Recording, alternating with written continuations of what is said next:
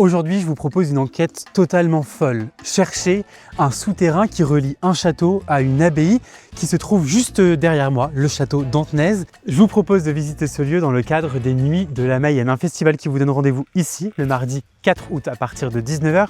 Il y aura un food truck, la visite du domaine, mais aussi pas un spectacle, mais deux spectacles, avec un spectacle mystère proposé par l'Arbre Bavard et un autre spectacle, le Barbier de Séville, proposé par la compagnie Les Maudits. Pour nous faire visiter ce lieu, je suis très heureux d'être avec vous, Jeanne-Marie, la propriétaire du château d'Antenaise. Et donc si je ne me trompe pas, là, il y a ce qui ressemble à un ancien pont-levis. Exactement.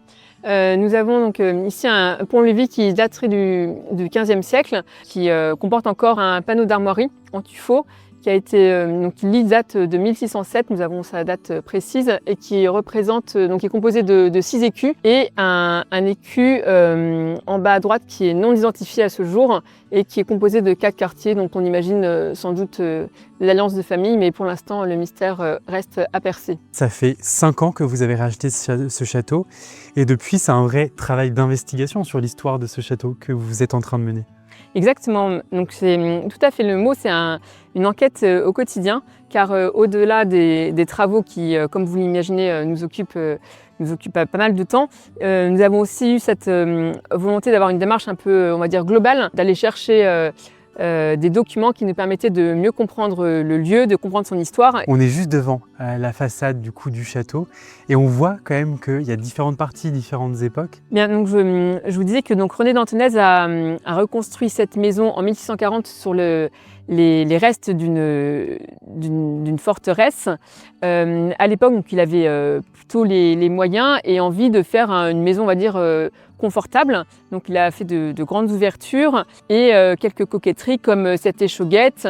Voilà, donc c'est cette petite tourelle. C'est une maison qui a évolué avec le temps au fil de différents propriétaires qu'il y a pu avoir. Et la dernière construction en date, c'est cette tour et cette terrasse, ce balcon terrasse qui a été construit fin 19e, début 20e. Malheureusement, donc c'est la partie, on va dire, la plus récente, mais qui est la plus endommagée, comme vous pouvez le constater. Cette partie-là, vous n'aviez pas forcément de traces de quand ça a été endommagé et vous avez retrouvé il n'y a pas très longtemps des photos d'Allemands qui étaient là pendant la Seconde Guerre mondiale. Donc ça, c'est vraiment le fruit de recherches aux archives. On a pu découvrir une série de photographies en noir et blanc.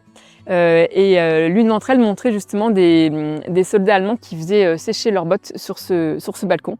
Donc voilà, donc on sait au moins que lors de la Seconde Guerre mondiale, ce balcon était encore en place. On se donne rendez-vous ici le mardi 4 août à partir de 19 h pour voir les spectacles. C'est pas la première fois que vous accueillez à la fois les Nuits de la Mayenne et aussi des troupes de théâtre.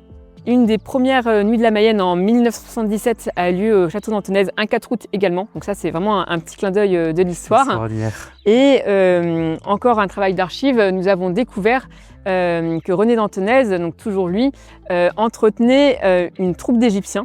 Donc c'est vrai que ça nous avait un peu surpris quand on a fait cette découverte parce que voilà, on ne comprenait pas trop. Et au fil des recherches, nous avons compris qu'il s'agissait de comédiens, de troubadours. Donc voilà, il avait de l'argent, il entretenait cette troupe de comédiens et il aimait donner donc des spectacles. Donc voilà, c'est une piste que nous voulons préserver et continuer à nourrir. Eh bien c'est magnifique parce que le patrimoine rencontre le théâtre et je crois que dans ce lieu ça a été le cas depuis ses origines, donc merci beaucoup de continuer ce chemin.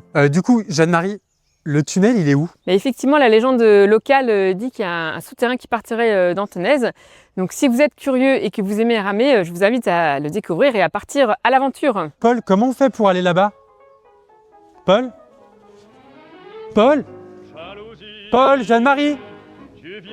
Paul, comment je fais là pour descendre? Jalousie, tu arrives dans ta chaîne. Ma chanson est tombée, courez donc.